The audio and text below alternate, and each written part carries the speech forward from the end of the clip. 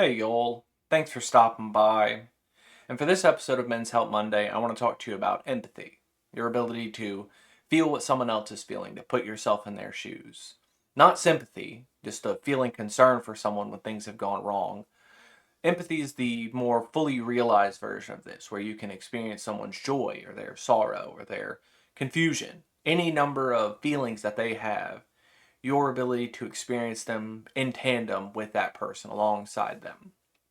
I've noticed this kind of disturbing trend of mostly men on the internet who seem to be unable to empathize with others. Whether it's an inability to engage with hypotheticals, or whether it's just, it seems bad to call them sociopaths, but it does seem like an inability to relate to people unless there's some sort of incentive behind it. Whether it's financial or cultural or, you know, even a romantic thing. It's an inability to relate to other people unless I can gain from it. And empathy shouldn't be a contingent thing. It shouldn't be a switch you can turn on or off. And that can be a detriment to you. Over the weekend, I was experiencing some empathy for someone who probably doesn't deserve my thoughts, my goodwill, in Sneeko. This Manosphere Andrew Tate clone who recently was visiting Haiti because apparently his father is Haitian and he wanted to clear the name of their people. Because I'm sure you've seen it in the news, you have former presidents and vice presidential running mates alike purporting theories that the migrant community of Midwestern towns are cattle rustling, kidnapping your pets to put them on the grill. Sneeko decided to clear their name, and he was met with a rather extreme barrage of bigoted comments and replies to his posts. It's the stuff that you'd come to expect from Sneeko's fan base, and that's where this confusion comes in for my feeling empathy towards him, because by all accounts, he deserves it. This is the leopards ate my face. I didn't know that they would come back to haunt me.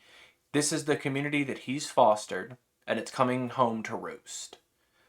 But on the other hand, I think a lot of us can relate to being targeted online and attacked by people because of our immutable traits.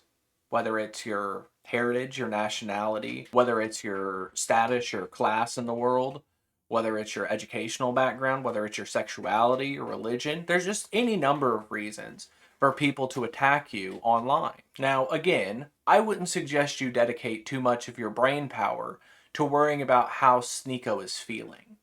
But the fact that you can even imagine that at all, despite the way that he has more than likely made comments about a community that you're a part of, I think that's a good thing.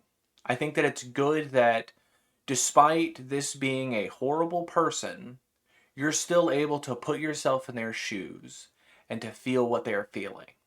Part of me feels like it's important that you're able to empathize with truly heinous people. That way, you know how to not be that way. You can understand that the reason Sneeko is facing so much backlash right now is simply because of the people he's chosen to associate with.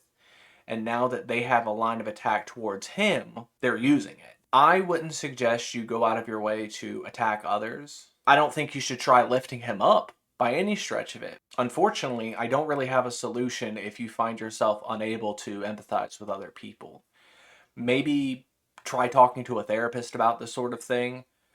To me, this seems like it should be an innate part of life that you are able to experience the feelings of others. Whether it's as intense as other people or not, I don't think that really matters as much as you're just able to understand that the people that are in the world with you have feelings and experience them more or less to the same degree as you. And you should try and relate to them as much as you can. Regardless of any immutable traits that you all have, we all feel things at the same degree. So it's important to keep that in mind as you go about your day to day business. I feel like it's been a while since I've done one of these Men's Help Monday videos, but the space is just so consumed by people who only want the worst for you. And then when I see them doing well, it just kind of makes it demoralizing to even try to talk about men's mental health and feelings on the internet. But I'll try and keep up with this. Hopefully, this is something you like. And yeah, I guess until the next time we have a little talk about what's going on with men today, I'll try to have a good day.